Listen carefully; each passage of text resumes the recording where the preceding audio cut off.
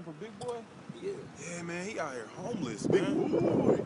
Hey, we're gonna make you work for that dollar today, man. Say something with that great radio voice. When you're listening to nothing but the best in hip-hop and R&B, you're listening to Big Boy's Neighborhood. Thank you. God bless you. God bless you. We'll be right back with more right after these messages. And don't forget tomorrow morning, your chance to see this guy all the way live in concert.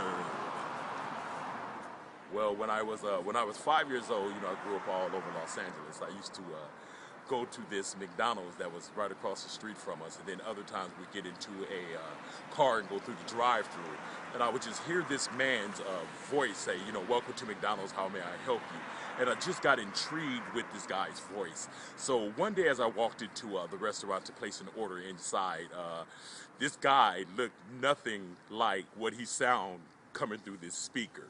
And so I told him, I said, "Hey, well, you don't look like how you sound." And he said, "Well, being in fast food and working the drive-thru is theater of the mind."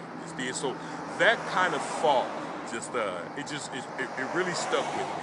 So from there on, I realized, I can't be an athlete, I can't be a male stripper, but the voice, the voice was something that was always there with me. I could always go and say, "Give me the chicken nachos with the extra cheese and the jalapenos." I could always say, "Give me the beef rib tips, give me the pork rib tips, give me more macaroni and cheese." So the voice, it was just kind of something that just kind of came into itself. And, from there on, I started, milkshakes, and then I got into, fried chicken, but I'm 7 years bypassed, so I love chicken. Thank you guys, and God bless you. And don't forget, this guy right here that's holding the camera, he is a good friend of mine, and he's a good man.